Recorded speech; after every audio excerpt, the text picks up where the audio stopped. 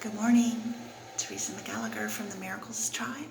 Thanks for joining me for our daily workbook lesson from A Course in Miracles. Today we are on lesson 79. Let me recognize the problem so it can be solved. A problem cannot be solved if you do not know what it is. Even if it is really solved already, you will still have the problem, because you will not recognize that it has been solved. This is the situation of the world. The problem of separation, which is really the only problem, has already been solved. Yet the solution is not recognized because the problem is not recognized. Everyone in this world seems to have his own special problems, yet they are all the same and must be recognized as one if the one solution that solves them all is to be accepted. Who can see that a problem has been solved if he thinks the problem is something else? Even if he is given the answer, he cannot see its relevance. That is the position in which you find yourself now. You have the answer, but you are still uncertain about what the problem is. A long series of different problems seems to confront you, and as one is settled, the next one and the next arise. There seems to be no end to them. There is no time in which you feel completely free of problems and at peace. The temptation to regard problems as many is the temptation to keep the problem of separation unsolved.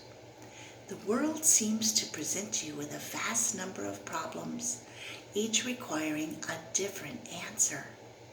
This perception places you in a position in which your problem solving must be inadequate, and failure is inevitable. No one could solve all the problems the world appears to hold. They seem to be on so many different levels, in such varying forms, and with such varied content, that they confront you with an impossible situation. Dismay and depression are inevitable as you regard them. Some spring up unexpectedly, just as you think you have resolved the previous ones. Others remain unsolved under a cloud of denial and rise to haunt you from time to time, only to be hidden again, but still unresolved. All this complexity is but a desperate attempt not to recognize the problem, and therefore not to let it be resolved.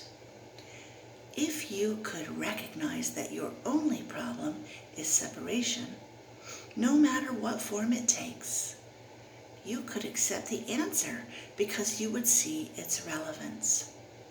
Perceiving the underlying constancy in all the problems that seem to confront you, you would understand that you have the means to solve them all. And you would see, turn the page, the means because you recognize the problem. In our longer practice periods today, we will ask what the problem is and what is the answer to it. We will not assume that we already know. We will try to free our minds of all the many different kinds of problems we think we have. We will try to realize that we have only one problem. We will try to realize that we have only one problem which we have failed to recognize.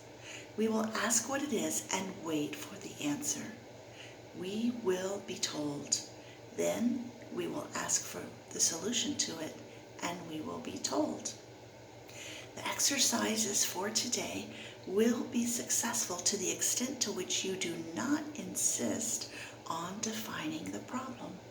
Perhaps you will not succeed in letting all your preconceived notions go, but that is not necessary.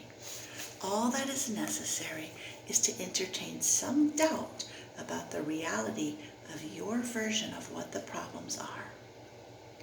You are trying to recognize that you have been given the answer by recognizing the problem, so that the problem and the answer can be brought together and you can be at peace. The shorter practice periods for today will not be set by time, but by need. You will see many different problems today. You will see many different problems today, each one calling for an answer. Our efforts will be directed toward recognizing that there is only one problem and one answer. In this recognition are all problems resolved. In this recognition, there is peace. Be not deceived by the form of problems today. Whenever any difficulty seems to rise, tell yourself quickly, let me recognize this problem so it can be solved. Then try to suspend all judgment about what the problem is. If possible, close your eyes for a moment and ask what it is. You will be heard and you will be answered. Have a wonderful day. Good luck with your practice. Recognize that all your problems have been solved. And I'll see you again tomorrow.